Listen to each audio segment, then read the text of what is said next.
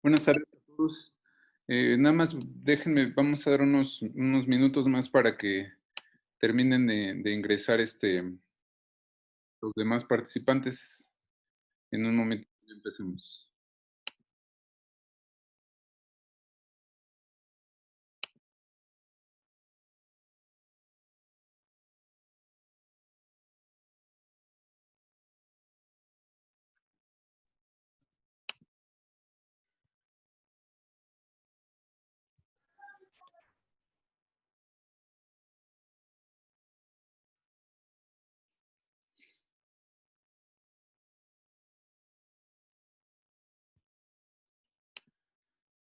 Bueno, vamos a empezar con la plática del día de hoy.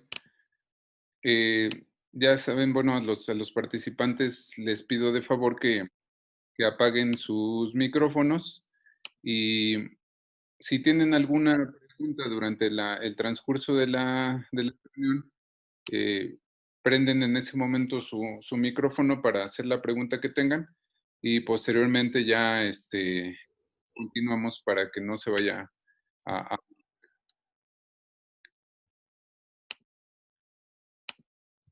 Entonces, pues vamos a empezar con la clase del día de hoy, que es acerca de la intensificación en el tratamiento en pacientes con diabetes tipo 2. ¿A qué se refiere básicamente esto?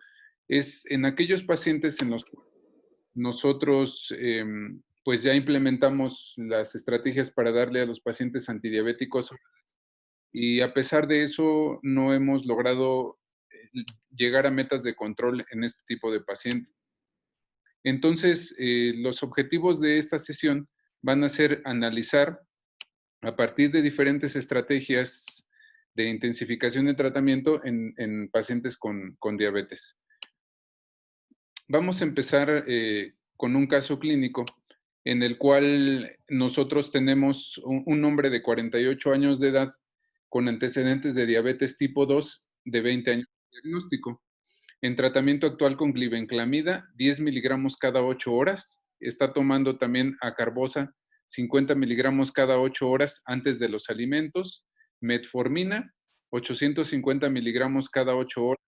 Pioglitazona, 15 miligramos cada 24 horas. Esos son los medicamentos que está utilizando nuestro paciente. Si ustedes se dan cuenta, son 4 fármacos y de hecho, pues les podría decir que son los medicamentos con los que contamos nosotros habitualmente en las instituciones de salud.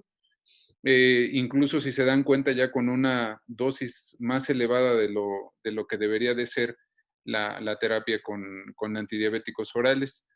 Eh, el paciente tiene una TA de 130/80, está con una frecuencia cardíaca de 70 latidos por minuto, la temperatura es normal, tiene un peso de 90 kilogramos, talla de 1.70 y le sacamos su índice de masa corporal y está en 31. El paciente no refiere absolutamente ningún síntoma y lo mandan porque requiere una valoración anual. Los laboratorios que trae consigo trae una glucosa de 198, creatinina de 1.2, una hemoglobina glucosilada en ese momento de 8.9, colesterol total de 160, colesterol LDL de 79, colesterol HDL de 50 y trae triglicéridos de 140. Diríamos que pues en relación a los estudios, la creatinina está ligeramente elevada, el perfil de lípidos está normal y tiene un examen general de orina con una proteinuria de 30 miligramos, que pues, prácticamente incluso se podría considerar como normal, y trae una depuración calculada por seca de EPI de 71 mililitros por minuto. Platicábamos en la clase anterior que a todos estos pacientes tenemos que hacerles una estimación de riesgo cardiovascular y el riesgo cardiovascular que tiene él es de 3.9% de desarrollar algún evento cardiovascular a 10 años. Entonces, nos ubicamos ahí en el contexto de este paciente y aquí la pregunta sería, ¿cuál sería la estrategia a seguir? ¿Alguien que quiera participar?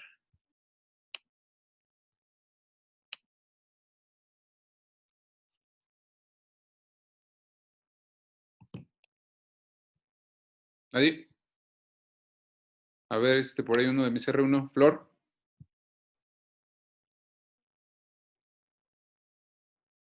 Flor, ¿me escuchas? Pues en el contexto del, bueno, Sí, sí, bueno, sí, te escucho.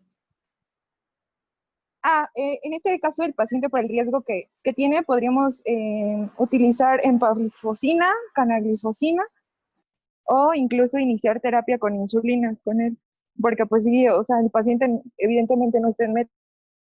Ujú. Em, ¿Alguien tiene alguna otra consideración?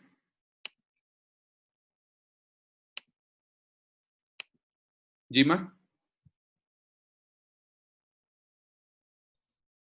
Concuerdo con Flor, Doc. Yo creo que se beneficiaría mucho del tratamiento con un SGLT2 o inclusive ya tiene tres fármacos y no logramos atender al paciente en cifras de control, entonces un tratamiento con insulina también de beneficiar al paciente o inclusive con un GLP-1 porque las guías comentan que se puede iniciar inclusive antes GLP-1 que insulina, entonces por ahí sería el tratamiento por esos medicamentos. Ok, bueno, vamos a ver lo que justamente nos dicen las guías, ¿no? Si ustedes recuerdan, en la clase pasada veíamos que cuando nosotros decidimos cuál va a ser el tratamiento que debemos de darle a un paciente con diabetes tipo 2, tenemos que hacernos 5 preguntas fundamentales. Una de ellas es si el paciente tiene o no enfermedad cardiovascular. La otra es si el paciente tiene ya manifestaciones de enfermedad renal crónica o insuficiencia cardíaca, porque ya veíamos que hay medicamentos que impactan más en este tipo de pacientes. Lo otro que debemos de cuestionarnos es si el paciente tiene riesgo de hipoglucemia. Si nosotros necesitamos que este paciente pierda peso, esa es otra pregunta que debemos nosotros de plantearnos. Y la última pregunta, pues es si el costo de este medicamento que nosotros vamos a prescribir al paciente es un problema para él. Si nosotros nos planteáramos estas 5 preguntas en nuestro caso clínico que vimos, y si quieren lo regresamos, pues vemos que, bueno, pues necesitamos hacer una que promueva peso, pues tiene un índice de masa corporal de 31, diríamos que sí es algo importante. Es importante lo de no tiene manifestaciones de insuficiencia cardíaca y el riesgo cardiovascular no es elevado, entonces eso no sería un problema. No, por la edad que tiene el paciente, pues no diríamos nosotros que tiene alto riesgo de desarrollar hipoglucemia. Y bueno, el costo, vamos a pensar que eso no representa un problema para él, ¿no? O cuando menos aquí no está referido. Y la otra cuestión es si tiene enfermedad renal crónica. Como les comentaba, pues estrictamente con este nivel de proteinuria no podríamos nosotros considerar que el paciente ya tenga manifestaciones de enfermedad renal crónica, es decir, estaría bien. Entonces, tomando esas consideraciones, lo que nos dicen las guías es que es un paciente que ya tiene a final de cuentas 4 medicamentos, metformina a dosis altas, glibenclamida una dosis que ya está más allá de lo permitido, acarbosa que casi no sirve para nada y pioglitazona. Entonces tiene esos 4 medicamentos. Entonces, lo que las guías nos dicen es que si tenemos un paciente que persiste todavía fuera de metas de tratamiento, y vean cómo aquí dice a partir terapia dual o triple. El paciente ya tiene 4 medicamentos. Entonces aquí nos dice que lo que nosotros debemos de considerar inicialmente a ese paciente es darle un GLP-1. Entonces, esto sería lo más adecuado y debería de iniciarse previo al uso de insulina. Sin embargo, aquí en este cuadrito rojo vemos que deberíamos de preferir insulina si nuestro paciente tiene evidencia de glucotoxicidad. Ya platicábamos en la clase anterior que cuando hablamos de glucotoxicidad es aquel paciente que va a estar catabólico y va a estar perdiendo peso a consecuencia de la diabetes, que va a estar con poliuria, con polidipsia, con polifagia. ¿Por qué? Porque pues obviamente no hay una suficiente cantidad de insulina. Entonces, en el contexto de lo que nosotros estamos viendo con nuestro paciente, pues la opción más adecuada en este paciente sería la alternativa 1, es darle un análogo del péptido similar al glucagón tipo 1, que ya decíamos que son los GLP-1. Y de estos, pues platicábamos la vez pasada que pues tenemos varias alternativas, la semaglutida, la liraglutida, dulaglutida, exenatide y lixisenatide. De estos, pues la semaglutida es el que promueve una mayor cantidad de pérdida de peso. y hay varios. Vean, por ejemplo, les comentaba que, pues, por ejemplo, si el paciente no tuviera recursos para estar comprando un medicamento, pues obviamente no tendremos que contemplarlo e incluso aquí vean, les pongo los costos de estos medicamentos. La liraglutida, que es la Victoza, más o menos se le tendría que aplicar una dosis inicial de 0.6 miligramos. Y por ejemplo, una pluma que trae 6 miligramos, es decir, le alcanzaría nada más para 10 días, el costo aproximado de esa pluma son 1,300 pesos. Entonces, pues por mes, pues más o menos estaría gastando como 4,000 pesos, ¿no? Si ustedes decidieran darle Trulicity, que tiene la ventaja de que se puede aplicar cada semana, pues vean cómo, por ejemplo, la dosis inicial es de 0.75 a 1.5 miligramos semanales. Entonces, por ejemplo, las plumas que traen 1.5 miligramos cuestan 1,570 pesos. Entonces, igual son como 3,000 pesos al mes. Y el otro, que es el Lexenatide de liberación prolongada, que son 2 miligramos semanales, también trae 2 ampolletas con plumas y ese cuesta 2,900 pesos. Entonces, pues digamos que esa sería lo que nosotros deberíamos de considerar y es muy importante hacerle notar al paciente que sí se va a controlar muy bien con el medicamento. Sin embargo, pues, si no va a tener la capacidad de comprarlo durante pues, el tiempo que se requiere, pues es mejor entonces, en este caso, pasar a la alternativa número 2, que es darle insulinización de forma basal. ¿A qué me refiero cuando le damos insulina basal? Pues es cuando nosotros vamos a darle solamente una administración de insulina al día. Cuando nosotros hablamos de dar insulina en forma basal, la dosis a la cual nosotros vamos a calcular esta insulina, pues va a ser de 0.1 a 0.3 unidades por kilogramo de peso por día. Entonces, y aquí en este cuadrito están viendo ustedes cuál deberíamos de preferir. La más adecuada es la insulina de Gludec y ahorita vamos a ver por qué. Si no se tiene al alcance la insulina de Gludec, por ejemplo, nosotros en el IMSS pues no la tenemos, entonces tendríamos que darle insulina glargina.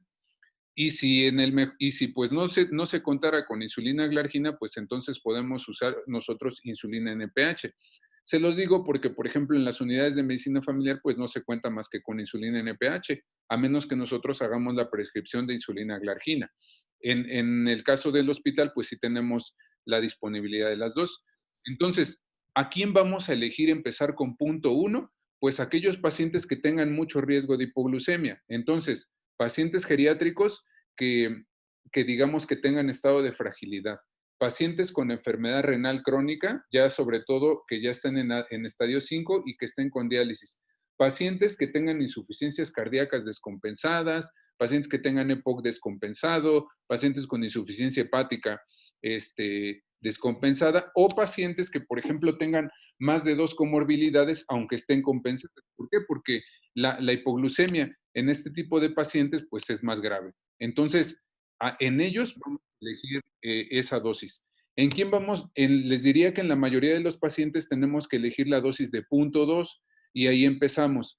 ¿En quién podríamos empezar? 0.3, a lo mejor en pacientes que están utilizando esteroides de forma crónica, que sería pues fundamentalmente eso, o pacientes que tengan una obesidad importante con muchos datos de resistencia a la insulina, hipertrigliceridemia, hipercolesterolemia, porque acuérdense que hay obesos, que no tienen datos de resistencia a la insulina importantes. Entonces, pues yo les diría que para fines prácticos, pues empiecen con 0.2 en la mayoría de los pacientes. Entonces, siguiendo nuestro caso clínico, si nosotros decidiéramos darle insulina basal, pues entonces le daríamos 18 unidades. ¿Por qué? Porque pues aquí ya estamos multiplicando los 90 que pesa por 0.2, pues serían 18 unidades cada 24 horas. Entonces, esas serían nuestras alternativas de tratamiento. Ahora, ¿qué hay en relación a la cuestión de la insulina? Si ustedes recuerdan, pues ya saben que se produce por el páncreas, en las células beta pancreáticas, y bueno, la insulina normalmente se excreta en forma de hexámeros. Esos hexámeros, si vemos nosotros aquí, cuando nosotros la administramos de forma exógena, van a entrar al tejido celular subcutáneo y eso va a condicionar que gradualmente estos hexámeros se vayan haciendo en dímeros y posteriormente en monómeros que son los que finalmente van a entrar a la circulación y son los que van a llevar a hacer su efecto en la célula efectora. Entonces, dependiendo de la estructura química de esta insulina, pues esta disociación va a ser más lenta o más prolongada con la modificación de ciertos aminoácidos, y justamente eso es lo que va a condicionar que haya insulinas pues ultra rápidas, intermedias, regulares, ultra largas. Nosotros, cuando nosotros estamos insulinizando a un paciente, pues lo que buscamos es, en la medida de lo posible, emular esto que está en esta tabla. Si ustedes ven, pues nosotros vemos que normalmente hay una producción de insulina basal que permite evitar de alguna manera la gluconeogénesis a nivel hepático. Entonces, esto es la insulina basal. Pero si ustedes se dan cuenta, pues obviamente esa insulina basal pues no va a cubrir los picos que se hacen normalmente cuando nosotros consumimos alimentos. Y cuando nosotros ya en un paciente que está con insulinización plena, pues tenemos que emular en la mayoría de las ocasiones pues esta situación. Ahora, si ustedes se dan cuenta en esta gráfica, pues vean cuántos tipos de insulina tenemos. Entonces, por ejemplo, tenemos insulinas de acción ultra corta, como la Lispro, la Aspart, la glulicina, que hacen este tipo de curva. Tenemos la insulina regular, que nosotros normalmente le llamamos rápida, pero bueno, su nombre correcto es insulina regular. A esa que le ponemos IAR, insulina es regular, ¿no? Luego tenemos a la insulina intermedia, que tiene la característica de que su pico máximo habitualmente es entre las 8 y las 12 horas y su vida media dura 18 horas. Ahorita vamos a ver un poquito más de esta situación. Entonces, como les comentaba, pues esta es la estructura química de la insulina, dos cadenas, una cadena alfa, una cadena beta, unidas por un puente de disulfuro, y lo que comentábamos que normalmente se secreta en forma de hexámeros. Entonces, respecto a los tipos de insulina con los que nosotros contamos, es muy importante que de todas las insulinas nosotros debemos tener en consideración cuál es el inicio de acción de esta. Luego debemos de saber cuál va a ser su máximo y su duración en horas. Eso es muy importante tenerlo en consideración. Y tenemos a la insulina NPH, que vean cómo su inicio de acción habitualmente es una vez que se inyecta de 1 a 2 horas después. Su pico de acción, pues generalmente va a ser, les comentaba, entre las 8 y 12 horas, y su duración realmente en promedio va a ser 18 horas. Por eso cuando nosotros estamos usando insulina eh, para insulinización plena, que lo vamos a ver más adelante, lo tenemos que fraccionar. Pero si ustedes se la dan para cubrir la producción basal, es la única indicación en la cual sí se la pueden dar una vez al día. Pero esa administración se tiene que dar durante la noche. ¿Por qué se tiene que dar durante la noche? Para cubrir el aumento de las hormonas contrarreguladoras como la hormona del crecimiento, como el cortisol, que habitualmente se dan durante la madrugada. Entonces, y luego tenemos a las insulinas de acción larga. Tenemos a la glargina, a Detemir y la de Gludec. Aquí están sus nombres comerciales y aquí dice inicio de acción, pues no tienen ni pico ni inicio de acción. Es decir, conforme se administran, generalmente luego a la hora ya vamos a tener un efecto de ese tipo de insulinas. Y en lo que varían básicamente es en su vida media. Por ejemplo, si ustedes ven la insulina glargina, pues por eso la podemos administrar una vez al día, porque más o menos su duración es de 24 horas. Pero sí es muy importante que cuando le estamos diciendo a un paciente que se administre insulina glargina, pues siempre tiene que ser a la misma hora. Eso es muy importante. Y en el caso de la insulina de Gludec, que su nombre comercial es Tresiba, vean cómo puede tener una duración hasta de 42 horas. Y uno diría, bueno, pues a lo mejor lo podremos administrar cada 2 días, pero no es así. Se tiene que administrar cada 24 horas. ¿Cuál es la ventaja de la insulina de Gludec versus las otras? Que nosotros podemos tener un tiempo en rango más adecuado para que la glucosa no tenga tanta variación. Entonces, por eso digamos que esa sería la insulina más adecuada. Aún así, con cualquiera de ellas, el paciente se puede tener un control adecuado. Entonces, vean, por ejemplo, aquí cuando nosotros comparamos a lo que es la insulina NPH contra la glargina, vean cómo tenemos la curva roja es de la glargina y vean cómo empieza su efecto y más o menos se mantiene una vida o un efecto, perdón, plano más o menos durante las horas del día. Pero vean cómo lo que pasa en la insulina NPH es que habitualmente después de las 12 horas ya vamos a empezar a tener una disminución en los niveles séricos y por lo tanto eso puede condicionar que posteriormente vaya incrementando el nivel de glucosa en estos pacientes. Entonces, esa digamos que es la ventaja de esos. Y, por ejemplo, hay también diferentes formulaciones de insulina glargina. Nosotros en el hospital tenemos el genérico de Lantus, que normalmente viene en un frasco de 10 mililitros, vienen 1000 unidades. Pero actualmente el mismo laboratorio que, perdón, este es de Aventis y otro laboratorio que se llama Sanofi, sacó otra insulina que se llama insulina Toujeo. ¿Cuál es la diferencia de este tipo de insulina? Que es una insulina, por decirlo de alguna manera, más concentrada. Entonces, al estar más concentrada, puede ser que el paciente requiera menor cantidad de esta insulina para tener un control y puede tener un mejor control en rango, es decir, que el efecto se mantenga de forma más adecuada. Vean cómo aquí tenemos estas gráficas comparativas en las cuales la gráfica azul es de la insulina glargina que viene como el Lantus, es decir, a 100, y la insulina Toujeo donde viene a 300. Y vean cómo esa que viene más concentrada, tenemos un efecto más plano, que es lo que nosotros buscaríamos en una insulina basal. Y vean cómo aquí incluso cuando se comparan insulinas glarginas calculadas a diferente dosis, en esta que está más concentrada vamos a tener un pico más plano y por lo tanto menos variabilidad. Entonces, si yo les dijera, bueno, pues si tuvieran que elegir eso y si el paciente la puede comprar, pues es mejor que utilice la insulina Toujeo y sobre todo en pacientes con obesidad va a ser de mayor utilidad. Y ahora vamos a comparar las otras que les comento. ¿Por qué la insulina de Gludec tiene una vida media más larga? Porque si ustedes se dan cuenta, lo que pasa con la insulina de Gludec es que tenemos un diexámero, de esa manera es como está conformada, después se van a formar múltiples hexámeros, luego dímeros, luego monómeros, y esos monómeros, una vez que entran a la circulación, se van a unir a la albúmina. Es la única insulina que se puede unir a la albúmina, y justamente eso es lo que va a condicionar que tenga una vida media más larga. Ok, entonces eso es respecto a estas insulinas. Existen otro tipo de insulinas que son las que llamamos nosotros premezclas. ¿Por qué son premezclas? Pues porque tienen una insulina regular o ultra rápida unida generalmente a NPH. Y hay diferentes, por ejemplo, la más conocida pues es lo que llamamos el Humulin, que hay concentraciones 70-30. ¿Por qué dice 70-30 o el Novolin 70-30? Quiere decir que trae 70% de dosis de insulina NPH y 30% de dosis de insulina regular.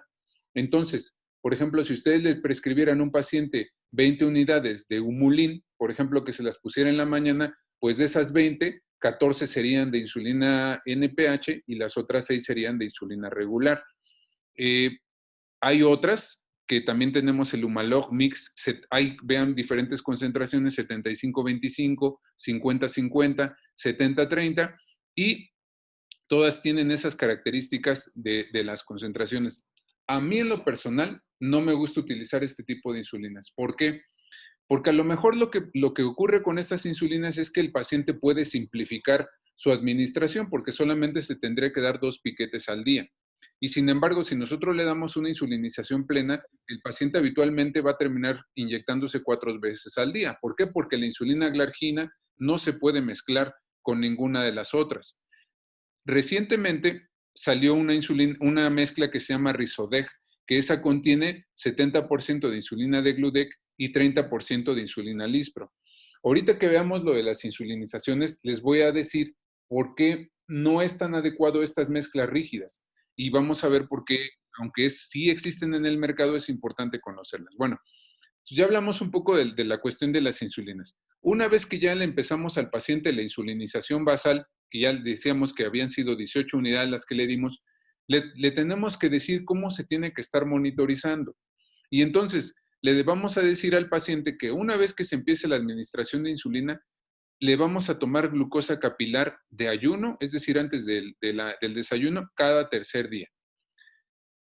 Recordando que los objetivos que nosotros debemos de tener en este paciente de glucosa de ayuno es que en menores de 60 años tiene que estar la glucosa de ayuno entre 80 y 130 miligramos.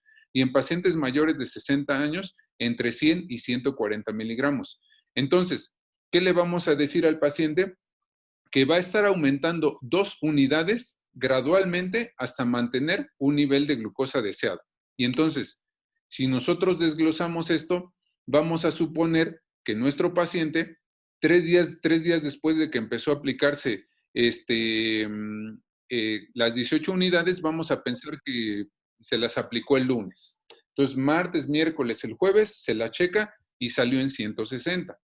Entonces, ¿qué tenemos que decirle? Que ese día el paciente se tiene que aplicar 20 unidades, porque esto lo simplifica, aumentamos de 2 en 2. Nosotros como médicos podríamos decir que lo que tenemos que hacer es aumentar un 20% de la dosis que tenía el paciente. Entonces, si se estaba aplicando 18, pues 18 por 2, pues aproximadamente se tendría que aumentar 3 o 4 unidades. Pero para simplificar esto y el paciente lo haga más comprensible, lo que podemos hacer es decirle que vaya incrementándola de 2 en 2.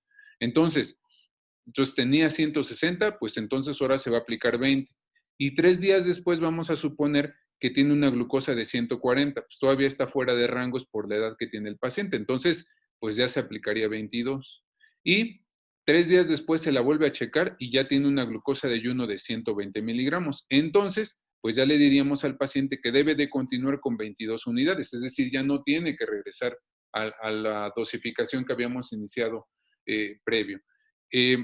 Lograr esto, la verdad es que es bien complicado y solamente el 10% de los pacientes logran esto, pero eso tiene que ver mucho porque los pacientes no tienen la costumbre de medir la cantidad de carbohidratos que consumen por día, ni siquiera de medir la cantidad de calorías. Entonces, si tenemos nosotros un paciente controlado, vamos a pensar que ya estuviera controlado con 22, pero si un día se le ocurre pues no comer tanto, le puede dar hipoglucemia. O un día consume más calorías porque se fue a una fiesta o lo que sea, pues seguramente al siguiente día va a amanecer descontrolado. Entonces, por eso es que a veces es un poco complicado esto. Y en las indicaciones que le debemos de dar también al paciente por escrito, es que en caso de que tenga hipoglucemia, es decir, primero debemos de decirle los síntomas de hipoglucemia. Si está mareado, si tiene dolor de cabeza, si empieza con diaforesis, si está muy dormido, pues debemos decirle que en cualquier momento del día se debe de checar su azúcar. Y si tiene menos de 70 miligramos, pues le vamos a decir que de esa dosis que se estaba aplicando tiene que bajar 2 unidades. Y si no, más exacto, 20% de la dosis que tenía previamente. Pero si el paciente llega a tener una glucosa menor de 50 miligramos, lo adecuado es reducirle 4 unidades o bajar de preferencia un 40% de la dosis que tenía. Entonces, eso nosotros lo debemos de hacer porque ya saben que es más grave una hipoglucemia y puede hacer que incluso el paciente fallezca si nosotros no nos percatamos de eso. Bueno, ¿hasta aquí hay alguna duda? ¿No? No, doc. Bueno, No, doctor. seguimos. No, doctor, gracias. Ok, entonces vamos a suponer que ya ya le dijimos al paciente que hiciera todo eso y acude con nosotros a revisión, lo tenemos que estar checando cada 3 meses mínimo, y ¿qué le vamos a pedir al paciente a los 3 meses que venga con nosotros? Pues otra vez su hemoglobina glucosilada y una glucosa de ayuno. Y vamos a suponer que el paciente viene a revaloración y actualmente está utilizando 30 unidades al día. Es decir, de esas 18 que nosotros le empezamos, fue aumentando de 2 en 2 hasta que con 30 fue con lo que se controló y ya amanecía bien. Entonces, ya se está aplicando 30 unidades. Si nosotros sacamos la dosificación por kilo que tiene el paciente, pues nada más dividimos esto entre el peso y el paciente estaría utilizando de insulina basal 0.33 unidades por kilogramo por día. Y el paciente con eso nos dice, doctor, yo me he seguido monitorizando y mi glucosa ha estado entre 100 y 130. Entonces nosotros decimos, pues perfecto, tiene glucosa de ayuno controlada. Y en el estudio de laboratorio que trae, pues trae 124. Entonces, ¿qué quiere decir? Que pues sí estaba bien. Pero vean, tiene una hemoglobina glucosilada de 8%. Entonces, aquí la pregunta sería, entonces, ¿cuál es la estrategia a seguir? ¿Quién me dice? Sería agregar insulina basal. Ya la tenía, ¿no? Sería Pues es que en aumentarla. realidad En realidad esa hemoglobina glucosilada sería de esos 3 meses anteriores, entonces obviamente tuvo el descontrol de la glucosa. Sería pues esperarnos a ver si con estos .33 unidades, pues sí se controla. No, porque digamos que ya, o sea, el paciente digamos que ya estaba controlado. Y él te dijo, ya llevo, por ejemplo, ya llevo 2 meses que mis glucosas amanecen bien. Entonces ya no podríamos decir que debemos de esperarnos más tiempo, ¿no? Porque la ¿Se glucosa puede ya está controlada. oral? ¿Cómo? ¿Se puede agregar un antidiabético oral? No, pues acuérdense que el paciente ya tenía, ¿no? Le vamos a agregar otro cuarto, o sea, ya tiene glibenclamida, ya tiene metformina, ya tiene acarbosa, ya tiene pioglitazona y ahorita ya le empezamos aparte insulina. Se comenzaría con... Entonces se determinaría si el paciente refiere síntomas o no. Lo más probable es que está haciendo picos postprandiales, entonces lo más indicado es iniciar un basal bolo, Exactamente. bolos preprandiales. Exactamente. Entonces, ya no tenemos nosotros problema con la glucosa de ayuno. La glucosa de ayuno ya está controlada. Entonces, eso quiere decir que el paciente está descontrolado pues, porque no le estamos dando nada para cubrir las hiperglucemias postprandiales. ¿Qué estaba utilizando el paciente acarbosa? Pero realmente eso no sirve realmente para gran cosa. Entonces, aquí nos dice, siguiendo el mismo algoritmo de la ADA, nos dice que si nuestro paciente, su hemoglobina glucosilada persiste por arriba del objetivo, pues entonces debemos de preguntarnos acá, si ya el paciente está con una dosis basal de más de 0.7 a 0.1, que no es el caso, el paciente ya estaba controlado, aquí dice que debemos de agregar insulina prandial. Entonces, aquí dice que usualmente debemos de dárselo en el alimento, en el principal alimento del paciente. Entonces, ¿qué vamos a hacer? Le vamos a decir, oiga, de los 3 alimentos que usted realiza, ¿en cuál es en el que consume mayor cantidad de alimentos? Entonces, de acuerdo a eso, aquí lo que dice nosotros es que la forma en cómo podemos iniciar nosotros insulina prandial hay 2 formas. Una es darle 4 unidades al día, o la otra forma es darle 10% de la insulina basal. Si nosotros decidiéramos darle el 10% de la insulina basal, pues le daríamos 3 unidades, porque el paciente está utilizando 30. Pero aquí nos dice que, por ejemplo, podemos empezar 4. De hecho, en la guía, por ejemplo, de la Sociedad Americana de Endocrinólogos, ahí dice que incluso podemos iniciar hasta 6 o 5. Entonces, estas guías son un poquito más conservadoras quizá por el riesgo de que pueda el paciente presentar hipoglucemia. Pero eso es lo que haríamos en un solo alimento. Es lo que podríamos hacer nosotros. Entonces, aquí dice que después de eso podemos ir incrementando de 1 a 2 unidades 2 veces por semana. Entonces, vamos a ver cómo sería nuestro monitoreo. Entonces, en este paciente, entonces ya lo tenemos con 30 unidades de insulina glargina, a esa ya no hay que moverle porque las glucosas de ayuno están controladas. Entonces, si 10% de la dosis con el alimento principal, pues serían 3 unidades, o 4 unidades. Y aquí tenemos estas alternativas, insulina lispro, insulina aspart o insulina glulicina. Estas insulinas ultra rápidas, pues si se dan cuenta, básicamente las modificaciones son aquí, por ejemplo, en este caso en la cadena beta, la lispro, pues la prolina la cambian por lisina.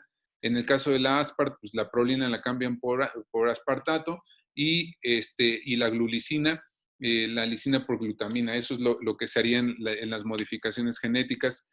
Si se dan cuenta, aquí si nosotros comparamos la insulina regular, que ya dije que es a la que le decimos rápida, vean cómo debe de pasar por la transformación del hexámero al dímero y al monómero.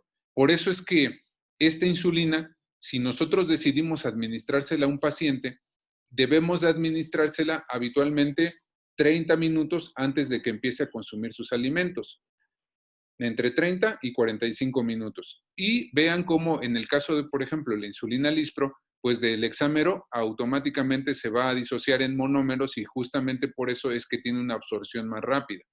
Entonces, vean cómo si nosotros comparamos la insulina lispro, vean cómo empieza a actuar más rápido y tiene un pico que justamente va a cubrirlo a las 2 horas de que el paciente va a elevar más su glucosa. Por eso es que este tipo de insulinas prandiales, la Lispro, la Asparto, la glulicina, tienen un perfil de seguridad mayor porque tienen menos riesgo de que el paciente haga hipoglucemia postprandial, a diferencia de la regular. Entonces, eso es lo que nosotros debemos de tomar en consideración. Y vean lo que les comento. Aquí tenemos la insulina regular, su inicio de acción puede ir entre 30 y 60 minutos, su pico a las 2 a 4 horas y su vida media en promedio son 6 horas. Y por eso les he comentado que cuando a veces tienen a un paciente en el hospital con un esquema deslizante, que no es lo más adecuado, el esquema deslizante es ese que le ponen de Dextrostix cada tal. Si deciden dejarle un esquema deslizante, pues se tiene que dar cada 6 horas. Si lo dejo con insulina regular o rápida que le dicen, tiene que ser cada 6 horas porque eso es lo máximo que dura su efecto. Si deciden dejarle un esquema deslizante con insulina Lispro, pues entonces, o Asparto o glulicina, pues tendría que ser cada 4 horas. Entonces, eso es muy importante de tenerlo en consideración. Y vean cómo estas insulinas prácticamente, pues cuando se las aplicamos a los pacientes, le debemos de decir que se tiene que aplicar 10 minutos antes de los alimentos. Y esto sí es algo que tenemos nosotros ahí en el hospital. Cuando luego le ponemos a nosotros al paciente glucometría capilar preprandial con esquema de insulina Lispro, por ejemplo. Entonces, ¿qué tendría que hacer la enfermera? Llega, le toma su glucosa, si requiere insulina, se la aplica y a los 10 minutos el paciente debe de empezar a consumir sus alimentos. Y eso también se lo debemos de hacer notar al paciente. Lo peor que podría hacer el paciente es que se le apliquen la insulina y todavía no está ahí su comida, porque si no, entonces le puede dar hipoglucemia. O que se la pongan después de que ya terminó de comer, porque entonces ya no va, este pico que haces en esas insulinas no va a alcanzar a cubrir la hiperglucemia postprandial que realicen. Entonces, es importante tomar en consideración esto, el inicio de acción, el pico y la vida media. Entonces, lo que ya le prescribimos al paciente esa dosis, ¿y qué le vamos a decir al paciente? Que se tiene que estar checando su glucometría capilar 2 veces por semana. Ahora, ¿en qué momento? Si las insulinas prandiales se tienen que monitorizar 2 horas después de los alimentos. Y nuestro objetivo de la glucosa postprandial es que debe de ser menor de 180, idealmente menor de 140. Se prefiere 180, menor de 180 en la noche, si es que se le están aplicando en la noche por el riesgo de hipoglucemias nocturnas. Pero si la insulina se pone antes del desayuno o antes de la comida, idealmente debe de estar menor de 140. Entonces vamos a pensar que yo decidí dejarle 4 unidades. Entonces le digo, ¿sabe qué? Se va a poner, me dice el paciente que come más pues, en la comida, valga la redundancia. Entonces, insulina Lispro, 4 unidades, 10 minutos antes de la comida. Y le vamos a decir, que ya dijimos que es 2 veces por semana, le podremos decir, mire, el lunes, 2 horas después de la comida, se va a checar su glucosa y también los viernes. Entonces vamos a pensar que el lunes se la checa y le amanece con 200. Digo, perdón, 2 horas después de la comida tiene 200. Entonces, de estas 4 que tenía, va a aumentar a 6 unidades. Y vamos a pensar que el viernes otra vez se vuelve a checar 2 horas después de la comida y tiene 190. Ah, pues le aumentamos otras 2. Entonces ya le diríamos, ¿sabe qué? Antes de los alimentos, ahora se va a estar aplicando 8 unidades. Y vamos a pensar que el siguiente lunes se la vuelve a verificar y ya tiene 140. Ah, pues ya está en rangos. Entonces ya le diríamos que nuestro paciente debe de continuar con 8 unidades antes de la comida. Y de esa manera ya lo tendríamos en metas de glucosa de ayuno y metas de glucosa postprandial, cuando menos después de la comida. Y ya lo mandamos a su casa y lo volvemos a valorar a los 3 meses. Entonces, bueno, el paciente llega con una glucosa de ayuno que tiene 120 miligramos, llega con una glucosa postprandial de las comidas en 140 y de hecho debe de traer su libretita, pero resulta ser que la hemoglobina glucosilada está en 7.4. Entonces, pues aquí, ¿qué pasaría? ¿Qué tendríamos que hacer? Ahí no tenemos que poner ahora 50 basal y 50 prandial. ¿No es lo que seguiría? No. ¿Alguien más? ¿Agregarle otra comida? O sea, ¿le damos de comer más? No, o sea, le ponemos rápida en el desayuno. Ujú. Ok. Entonces, si nosotros vemos que nuestro paciente no se controló efectivamente, quiere decir que muy probablemente pues está haciendo picos postprandiales pues en los otros alimentos que nosotros no hemos cubierto. Entonces, si se dan cuenta, vamos pasando de un esquema de insulinización más leve a uno de mayor intensificación. Por eso se llama así intensificación. Entonces, aquí dice que si la hemoglobina glucosilada sigue fuera de metas, pues entonces ya tenemos que pasar a una insulinización que es de darle de 2 o 3 comidas. Y empezamos de la misma manera. Es decir, a este paciente lo que tendríamos que hacer, vemos cómo es su situación actual y está con 30 subcutáneas cada 24 horas y está con Lispro previo a la comida. Entonces, ¿qué tenemos que hacer? Pues agregar insulina Lispro, como lo empezamos anteriormente, 4 unidades previo al desayuno y la cena. Entonces, cuando nosotros ya llegamos a este paso, quiere decir que el paciente ya tiene una insulinización plena. Y la gran mayoría de ellos va a llegar a esto. De tal manera que entonces ya tendríamos nosotros un panorama más o menos así como el que estamos viendo en esta tablita, en el cual nosotros, ya cuando pasamos a un esquema de insulinización pleno, que es así con 4 piquetes, uno basal y uno antes de cada alimento, pues obviamente también se va a tener que estar monitorizando más veces a la semana. Yo lo que hago en este tipo de pacientes para que no se esté picando tantas veces al día o a la semana es que, por ejemplo, yo le digo, mire, los días lunes se va a checar su glucosa a las 8 a.m. antes del desayuno. Los miércoles, 2 horas después del desayuno. Los viernes, 2 horas después de la comida. Y los domingos, 2 horas después de la cena. ¿Para qué? Vamos acá, con el día lunes. El paciente tiene una dosis que se está aplicando de 30. ¿Para qué me sirve esta del día lunes? Como es antes del desayuno, pues eso me va a estar monitorizando la dosis de insulina glargina. Entonces vamos a pensar que el día lunes el paciente, el primer lunes, tuvo 180 miligramos en ayuno. ¿Qué quiere decir? Que está fuera de metas de control y que tengo que aumentarle la insulina basal. Entonces, por eso aquí ya le puse, estaba con 30. Como ya sabemos que tenemos que ir aumentando 2 unidades, pues entonces el paciente se pone 32. Y vamos a pensar que el siguiente lunes de la siguiente semana ya amanece con 120. Entonces, pues ya se queda con 32. Si el siguiente lunes el paciente tuviera todavía más de 130, pues entonces le volvemos a subir otras 2 unidades. Y de esa manera vamos a estar ajustando la dosis de insulina basal. Ahora, el miércoles, 2 horas después del desayuno, si ustedes recuerdan, empezamos con 4 unidades, recién se las vamos agregando. Se pone 4 unidades antes del desayuno y los miércoles, 2 horas después de que terminó de desayunar, tiene 240. Entonces, ¿qué tengo que hacer en ese caso? Pues decíamos que vamos a aumentar 2 unidades y entonces se aplicaría 6 unidades. Y el siguiente miércoles lo vuelvo a checar y tiene 170. Ah, pues entonces, ¿qué quiere decir? Que en ese caso, pues ya me quedaría estrictamente con estas 6 unidades, o si quieren ser más estrictos, pues pueden aumentar otras 2 para llevarlo a menos de 140. Entonces ya hice mi ajuste aquí el miércoles. El viernes, 2 horas después de la comida. El paciente, si ustedes recuerdan, se estaba aplicando 8 unidades de Lispro. Entonces, ahora, con esas 8, el paciente después de la comida tiene 140. Entonces, me sigo con mis 8 unidades. Ajá. Y el domingo, 2 horas después de la cena, el paciente le indicamos 4 unidades de Lispro. Pero vean cómo tuvo 70. Entonces, pues aquí ya estamos bajos. Entonces, ¿qué tenemos que hacer? Que el siguiente día antes de la cena ya no se va a aplicar 4, se va a aplicar 2 unidades.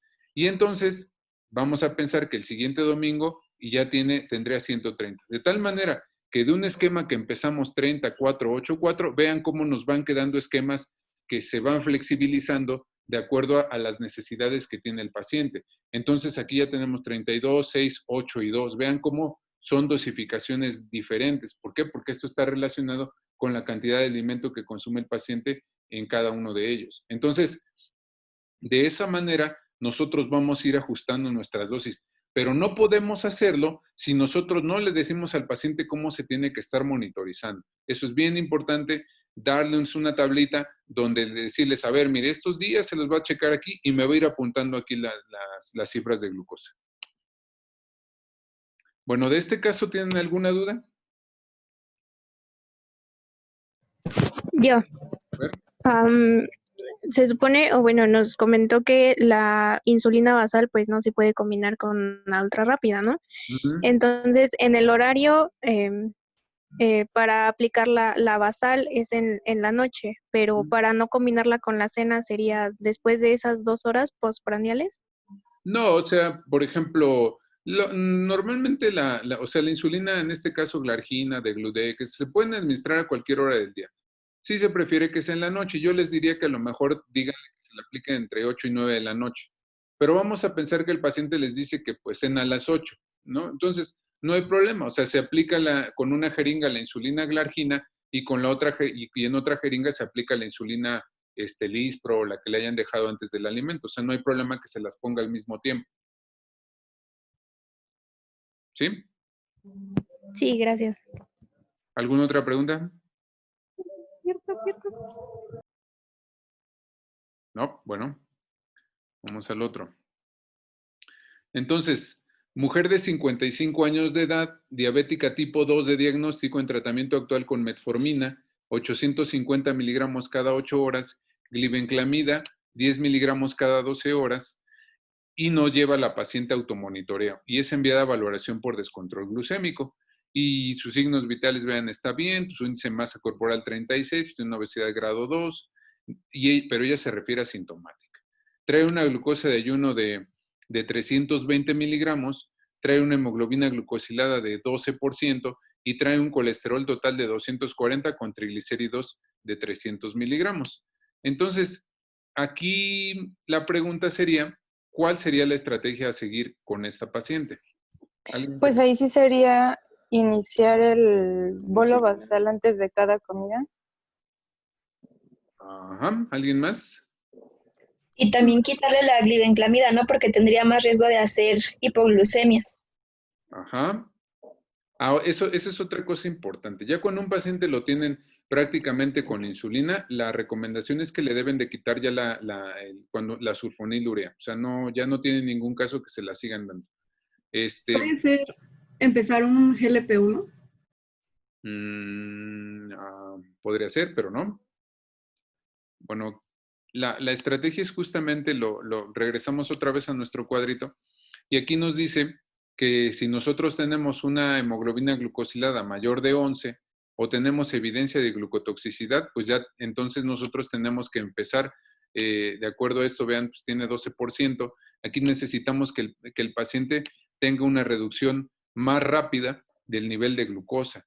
Entonces, aquí es cuando hablamos de paciente. Si se dan cuenta, en el paciente anterior, fuimos escalándolo gradualmente y a final de cuentas llegamos a un esquema basal-bol. En este paciente vamos a empezar directamente el esquema de insulinización plena o esquema basal-bol, lo que también se llama. Aquí no vamos a empezar, le doy primero basal y si no se va controlando le doy la Lispro en 3 meses, no, porque si no nos vamos a tardar en llevar a metas de control a esta paciente. Entonces, cuando hablamos de esquema basal-bolo consiste justamente a esto. La diferencia es que la dosificación de insulina se calcula a una dosis mayor. Si recuerdan, cuando empezábamos la dosificación de insulina basal era de 0.1 a 0.3, pero era pura insulina basal. Aquí vamos a empezar nosotros de 0.4 a 0.6 unidades por kilogramo de peso por día. Y otra vez, ¿en quién vamos a empezar 0.4? Pues en los que ya dijimos, en los que tienen mucho riesgo de hipoglucemia. ¿En quién vamos a empezar 0.6? Pues igual a los que comentamos con obesidad importante, resistencia a la insulina, uso de esteroides. ¿En quién vamos a empezar 0.5? Pues en la gran mayoría. Entonces, igual simplificando esto, cuando ustedes decidan darle a un paciente un esquema de insulinización basal-bolo, empiecen con 0.5 del peso real. No es del peso estimado de acuerdo a la estatura. Se empieza de acuerdo al peso real del paciente. Y entonces, ¿cómo empezaríamos? De esa dosis que yo le calculé al paciente, le vamos a dejar 50% en forma de insulina basal y el otro 50% en forma de insulina preprandial. De esa manera lo vamos a calcular. Entonces, nuestra paciente del caso pesa 80 kilos. Entonces, 80 por 0.5, pues nos da 40 unidades. De esas unidades, 20 van a ser en forma de insulina basal y 20 de forma preprandial. Y aquí les pongo dos opciones de tratamiento de cómo se lo podremos prescribir a la paciente. Si yo le tengo que decir, ¿no? De esas dos opciones, ¿cuál es la mejor? La 1, porque se parece más a lo que hace normalmente la insulina endógena. Entonces, la opción 1 sería insulina glargina o de Gludec o de Temir, 20 unidades cada 24 horas. Y de las otras que nos faltan, pues le diríamos nosotros, pues 7 unidades antes del desayuno, 7 unidades antes de la comida y 6 unidades antes de la cena. Eso sería nuestra prescripción inicial. Si nosotros optamos por hacer esto, pues entonces, ¿cómo le vamos a indicar el monitoreo al paciente en su tablita? Pues justamente, perdón que me regrese, pero para que vean, pues entonces le vamos a hacer pues una tablita así, para que nos esté monitorizando justamente estos y ver cómo podemos ir nosotros ajustándole el tratamiento. Entonces, y la opción 2 es pues darle NPH con una insulina ultra rápida o insulina regular, porque, por ejemplo, si ustedes están en el servicio social, bueno, porque hay internos o hay estudiantes ahorita, o el paciente no puede comprar la insulina glargina, pues la NPH es más barata. Entonces, ¿qué podríamos hacer en ese caso? Que de esta son las mismas 20, pero de esas 20 que son de insulina basal, ya les decía, son 2/3 en la mañana y 1/3 en la noche. De tal manera que entonces le diríamos al paciente de NPH 14 unidades por la mañana y 6 unidades por la noche. Esa sería la forma en cómo la tendremos que fragmentar. Y de la insulina Lispro o regular le tendremos que aplicar 10 unidades antes del desayuno y 10 unidades antes de la cena. ¿Cuál podría ser la ventaja de este esquema? Que el paciente solamente se tendría que dar 2 piquetes al día. ¿Por qué? Porque este tipo de insulinas sí se pueden mezclar en una misma jeringa con la insulina NPH. Pero ¿qué debemos de decirle al paciente? Que cuando cargue la insulina siempre debe de cargar primero la insulina rápida o Lispro o cualquiera de las ultra rápidas, porque si no, si carga primero la NPH se puede contaminar el frasco de las otras. Entonces, eso es lo que le debemos de decir. Y otra cosa, pues obviamente, si opta por esta opción número 2, pues le debemos de decir que esas mezclas se las tendría que aplicar 10 minutos antes del desayuno y 10 minutos antes de la cena. Entonces, si ustedes se dan cuenta en este régimen, inicialmente antes de la comida no le estamos aplicando nada como aquí. ¿Por qué no le estamos aplicando nada antes de la comida a este paciente? Porque teóricamente el pico que hace la insulina NPH podría cubrir la hiperglucemia que se da después de que el paciente come. Entonces, por eso podríamos hacer esto. ¿Qué cuidado debemos de tener nosotros en un paciente que le estamos dando un esquema de insulina NPH? Algo que se llama efecto Somogy. ¿Alguien recuerda cuál es el efecto Somogy? Sí. A ver. Es hiperglucemia matutina que es secundario a una hipoglicemia nocturna. Así es. ¿Y cómo se corrige el efecto Somogy?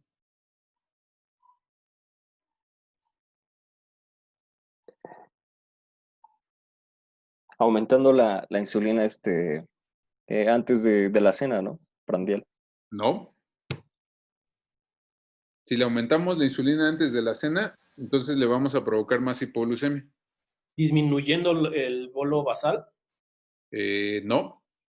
No, porque ¿Pero dándole azúcar? O sea, literalmente cucharadas de cafeteras con azúcar. No, pues no, eso va a hacer que esté así rebotando. ¿Tomarle la glucosa a las 3 de la mañana? No, bueno, o sea, el de que le tomen la glucosa a esas horas justamente va a permitir que corroboren que sí es efecto Somogy, pero no se corrige así. ¿Alguien más? Pues disminuyendo la insulina, en este caso la NPH. No. Es bajar la dosis de insulina, pero al momento de la hipoglucemia, porque justamente hay un aumento, por eso hace la hipoglucemia. No. Lo que tenemos que hacer es que si ustedes recuerdan, les dije que vamos a pensar que el paciente cena a las 8 de la noche. Y entonces a las 7:50 se tiene que estar aplicando la insulina NPH con la Lispro. Bueno, pero ¿qué tal si resulta que el pico que hace el NPH lo hace muy hacia la madrugada? Pues por eso se da el efecto Somogy. Se da a las 2 o 3 de la mañana. Entonces nosotros queremos que ese pico sea más tarde. Entonces, ¿qué tendremos que hacer? Que se tendría que aplicar la insulina Lispro, pues antes de la cena, porque ahí sí no hay de otra, pero la otra, el NPH, no se la aplicaría ahí, se la aplicaría como a las 10 de la noche. ¿Sí? Justamente eso va a hacer que el pico se haga más hacia la madrugada. Entonces, eso es lo que nosotros tenemos que hacer para corregir el efecto Somogy. No subir la dosis, no bajar la dosis, sino esa administración de NPH en la noche, hacerla más, pues, más hacia la noche. No importa que el paciente ya no coma, porque hay quien corrige esto dándole colaciones nocturnas. Pero si ustedes le dan una colación nocturna, pues obviamente lo que va a hacer, pues sí, a lo mejor van a prevenir el efecto Somogy, pero le van a provocar otro pico de hiperglucemia postprandial después de la cena, pues otra vez, que no va a estar cubierto por ningún tipo de insulina. Entonces, esa es la manera en cómo se corrige el efecto Somogy. Y aquí, en este ejemplo, yo les estoy poniendo, para que vean cómo sería el monitoreo en un paciente que está con un esquema de NPH más Lispro. Entonces, por ejemplo, y aquí están la dosis que yo elegí en el paciente. Le vamos a decir, mire, se va a empezar a aplicar 14 unidades de insulina NPH por la mañana, más 10 unidades de Lispro. Y en la noche se va a aplicar 6 de NPH más 10 de Lispro, de acuerdo a lo que quedó. Y le podemos decir al paciente que los lunes se tiene que checar su glucosa previo al desayuno. Los miércoles, 2 horas después del desayuno. Los viernes, previo a la cena. Y los domingos, 2 horas después de la cena. ¿Qué diferencias notan aquí en este cuadrito respecto al otro que vimos hace rato? Que aquí aparece una determinación previo a la cena. ¿Por qué? Porque la dosis que yo le voy a poner de 14 unidades en la mañana, pues voy a ver su efecto antes de la cena, ¿no? Y la NPH que le voy a aplicar en la noche, pues voy a ver su efecto antes del desayuno. Entonces, vamos a desglosar esto. Vamos a pensar que el lunes entonces se le aplica previo al desayuno. Entonces aquí voy a estar viendo yo el efecto del NPH vespertina. Por eso le estoy poniendo aquí 6. O sea, estoy viendo este efecto de estas 6. Y vamos a pensar que el lunes amanece con 200. Entonces, ¿qué tengo que hacer? Pues está fuera de metas de control, porque ya dijimos que antes del desayuno tiene que estar, que son las de ayuno, entre 80 y 130. Entonces, se tendría que ir de 6 a 8. Es decir, le diríamos, ¿sabe qué? En la noche ya no se va a aplicar 6 de NPH, se va a aplicar 8. Y volvemos a checar el lunes. Si sigue amaneciendo en más de 130, pues de 8 nos subimos a 10. Y así gradualmente. Ahora, 2 horas después del desayuno, pues vamos a ver cómo nos está funcionando esta Lispro que le ponemos en el desayuno. Entonces, si tiene 140, vamos a pensar que le puse 10 y tiene 140 2 horas después del desayuno, pues ahí me sigo, ¿no? Me continúo con esas 10.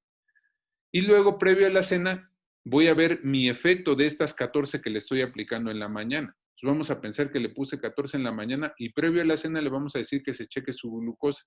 Y si tiene 230, vamos a pensar que tiene 230 antes de la comida, pues entonces voy a subir a 16. Entonces, por eso es esta. Y las 10 unidades de Lispro que le estoy poniendo antes de la cena, vamos a pensar que los domingos a las 2 horas tiene 70, pues está muy fuera de metas, le puede dar hipoglucemia, entonces le bajo a 8. Entonces, vean cómo este esquema es diferente y por eso se requieren 2 monitoreos en ayuno, el previo al desayuno y el previo a la cena. Y esto es bien importante, que también se lo tenemos que dar por escrito a los pacientes. En caso de hipoglucemia, debemos de administrar al paciente, si está todavía con estado de conciencia, de 10 a 15 gramos de glucosa oral. ¿Cuál es el equivalente a esto? 150 mililitros de refresco o de algún jugo, o de 3 a 4 cucharadas cafeteras de azúcar. Se las toma y a los 15 minutos se vuelve a checar su glucometría. Si ya tiene más de 70, con eso es suficiente. Y es bien importante decirle al paciente que pues no tiene que suspender la insulina, porque a veces eso es lo que hacemos. Ya le dio un cuadro de hipoglucemia y se la suspendemos. No, pues tenemos que ver a qué hora fue la hipoglucemia para saber qué insulina tenemos nosotros que disminuir. Ahora, a lo mejor alguno de ustedes me diría, no, pues mejor le pongo una premezcla, ¿no? Si estamos diciendo que le podemos poner aquí, si es el 50% de la dosis en forma de insulina basal y el otro, pues si recuerdan, hay una premezcla que se llama Mix 25, que tiene 50-50. Pero ¿cuál es el problema? ¿Qué tal que yo les dijera que le ponemos y le dejan una premezcla que tiene estas dosificaciones? Pero resulta ser que el paciente se sigue descontrolando en ayuno, es decir, antes del desayuno y antes de la cena, pero las postprandiales ya están normales. ¿Qué tendrían que hacer en ese caso? Pues aumentarle la dosis. Pero si aumentan la dosis de una, aumentan la dosis de otra. ¿Qué quiere decir? Que entonces el paciente a lo mejor lo controlo en las de ayuno, pero me puede empezar a hacer hipoglucemias postprandiales. Por eso es que no son tan convenientes las premezclas, porque son mezclas fijas que no nos permiten jugar con eso. Entonces, por eso mejor a veces hacemos, o bueno, yo cuando menos lo que hago es, en un paciente que no quiere aplicarse 4 veces al día, pues le dejo este esquema, pero con una mezcla artesanal. O sea, le mando el frasco del NPH y aparte el frasco del Alispro y que las vaya mezclando de acuerdo a las necesidades que tenga el paciente.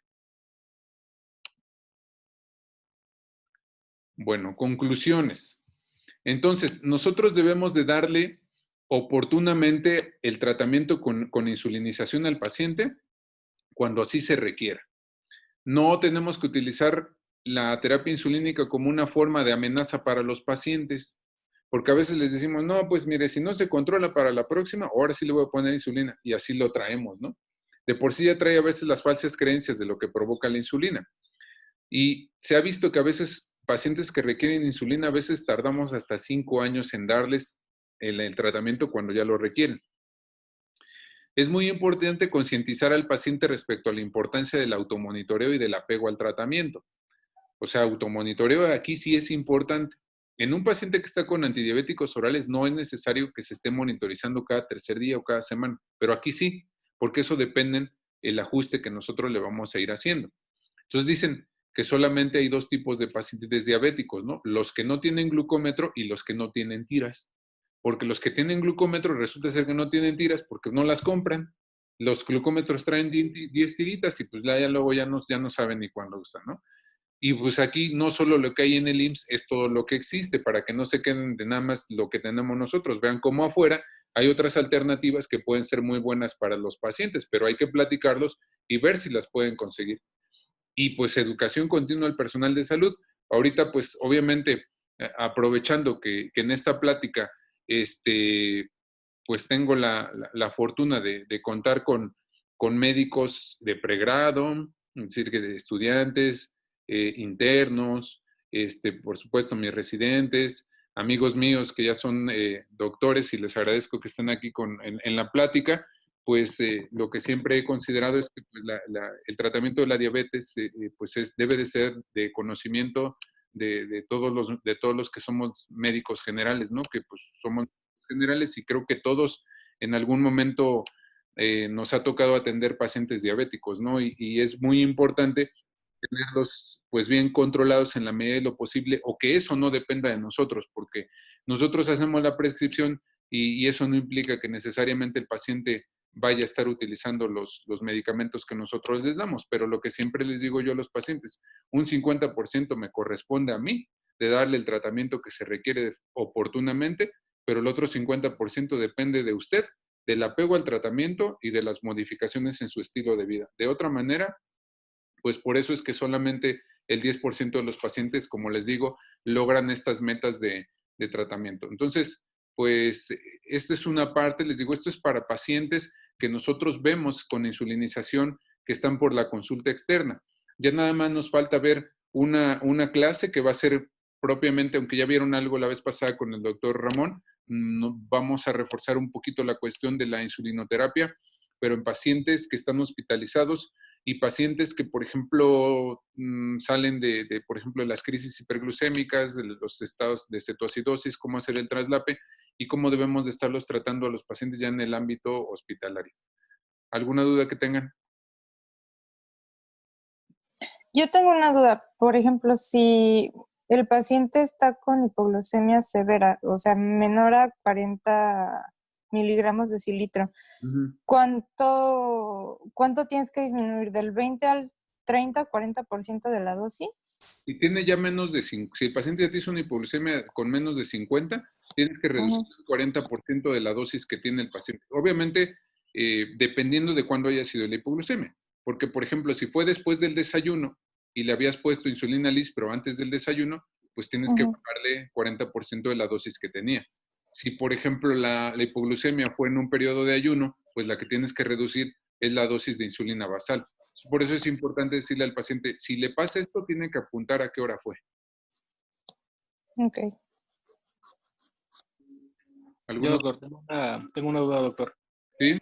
Sobre todo en los pacientes que tienen enfermedad renal crónica, en los que tienen el tratamiento con hemodiálisis o diálisis peritoneal, y en los que no tienen terapia sustitutiva, ¿alguna insulina es recomendable en ellos? ¿O alguna mezcla de esas dos? No las premezclas, sino alguna mezcla de las insulinas. Sí, los pacientes con enfermedad renal crónica, sobre todo ya en etapa 4 o 5, de por sí la insulina puede durar circulando más tiempo. Entonces, ahí la más recomendable, digamos, que sería la insulina glargina. Una, porque no hace picos. Otra, porque aunque se puede prolongar su vida media, no va a ser más allá de 48 horas. Y al no hacer picos, tiene menos riesgo de hipoglucemia. La peor que le podríamos dar nosotros es la insulina NPH. Justamente ese pico puede condicionar que le pueda provocar una hipoglucemia que pueda ser severa. Y en esos pacientes, pues sí, empezar con la dosis más baja recomendada. En ellos, incluso, muchas veces es suficiente con dejarles la pura insulina basal y ya no tenerlos en metas tan estrictas de control. La verdad es que con que ellos sean con hemoglobinas glucosiladas entre 7.5 y 8, con eso es suficiente. Entonces sería la glargina. Gracias, doctor. Doctor, yo tengo una duda. ¿Hasta qué punto se deja de hacer el seguimiento cada 3 meses? Solamente que, por ejemplo, tengas un paciente que pues ya lo seguiste cada 3 meses y que todas sus hemoglobinas glucosiladas están en metas, podrías decir entonces ya seguirlo cada 6 meses. No es recomendable ya en uno que está con insulina más de 6 meses. Entonces, sería solamente ese el caso. En uno que está con antidiabéticos orales y que está solamente con un solo medicamento, pues con ellos a veces incluso hasta anual. Siempre y cuando no tengan proteinuria, no tengan manifestación de enfermedad cardiovascular, pues en ellos sí podría ser así. Pero ya la verdad es que en pacientes insulinizados no es tan recomendable. Es mejor sí cada 3 meses. Gracias. ¿Alguna otra pregunta? ¿Ya quedó todo claro? Va a haber una clase sobre cómo enseñar a los pacientes a contar sus calorías para que vean cuánto le tienen que subir. Pues no lo tenemos contemplado, pero sí que, porque ese es otro capítulo. Por ejemplo, se supone que nosotros, más o menos, si el paciente sí sabe contar calorías y si sabe, yo en el desayuno, supone que un nutriólogo le podría decir, ¿sabe qué? Usted se tiene que consumir en el desayuno, no sé, 60 gramos de carbohidratos, ¿no? Y entonces lo que nosotros sabemos es que se requiere una unidad de insulina por cada 15 gramos de carbohidratos. Entonces, esa es otra cosa. Y también si, por ejemplo, es un paciente que hace ejercicio, pues depende del tipo de ejercicio que realice y el tipo y el tiempo que haga el ejercicio también se tiene que hacer una reducción en cuanto a la dosis de insulina que utilice el paciente. Por ejemplo, si el paciente hace ejercicio menos de 1 hora y es un ejercicio de moderada intensidad, se tiene que reducir un 20% de la insulina que se aplica al paciente. Si hace un ejercicio de moderada intensidad y que es mayor de 1 hora, de 1 a 2 horas, pues entonces ahí se tiene que reducir hasta el 40% de la dosis de insulina para reducir el riesgo de hipoglucemia. Entonces, más o menos es así de esa manera, ¿no? O sea, como se puede dar la insulina con base a la cantidad de carbohidratos que consume. Pero para eso, el paciente incluso debería tener una báscula donde tendría que estar pesando el alimento y ver qué cantidad de carbohidratos tiene cada uno de sus alimentos que él ponga en su dieta. Gracias, doctor. Sí. Bueno, pues si no hay ninguna duda, pues ahí estamos en contacto. Yo ya les aviso. Sí, Juan. Yo nada más me gustaría puntualizar algo, Doc. La importancia de las rotaciones de las áreas de aplicación de la insulina. Que, bueno, se pueden bajar esquemas para los pacientes donde podemos, pues, ilustrarles un poco dónde aplicar, porque muchas veces cuando pues ya tenemos muchas dosis, no nos damos cuenta de que muchas veces se lo aplican siempre en el mismo lugar y ya hay fibrosis y hay poca absorción de la insulina y por eso hay falla. Entonces, en cualquier buscador se puede buscar áreas para la aplicación de insulina y pues eso les serviría mucho a nuestros pacientes. Gracias, Juan. Sí, efectivamente, bueno, de los sitios de aplicación de insulina ya sabemos que podemos, aquí en el en el deltoides, bueno, ahí en el tejido celular, o en la pierna, en la parte externa, o en el abdomen. Yo lo que les diría es que díganle a los pacientes que en el abdomen, porque tiene una absorción mayor, hay una mayor cantidad de tejido adiposo. Entonces, y a veces el paciente piensa que porque le va a doler más, pero es el sitio más adecuado. El peor lugar para aplicar la insulina, y sobre todo cuando es una de las rápidas, es en las piernas, porque se puede absorber más rápido y durar menos su efecto. Entonces, de preferencia no. Y efectivamente, como dice Juan, pues tiene que estar rotando siempre el sitio de administración. La verdad es que ahora hay dispositivos y los pacientes tienen la posibilidad de comprarse de las plumas, pues o sea, esos casi ni siente nada el paciente cuando se le está aplicando. Y otra cuestión también es que cuando en una sola inyección le tienen que poner, por ejemplo, más de 50 unidades de insulina basal, vamos a pensar, yo he tenido pacientes que se controlan con 10 unidades o hasta 5 unidades al día, pero he tenido pacientes que he llegado a ponerles hasta 180 unidades ya totales y apenas si con eso se controlan. Generalmente un paciente que tiene una dosificación de más de 1 unidad por kilogramo de peso por día tiene una resistencia a la insulina muy elevada. Entonces, cuando en una inyección se va a poner más de 50 unidades, es mejor que se fraccione. O sea, se aplican en el mismo horario, pero con dos inyecciones, porque si no, a veces ya no se absorbe de forma adecuada. Y deben de tener mucho cuidado en pacientes que tengan mucho edema, porque también cuando tienen edema, pues puede ser que la insulina no se alcance a absorber de forma adecuada.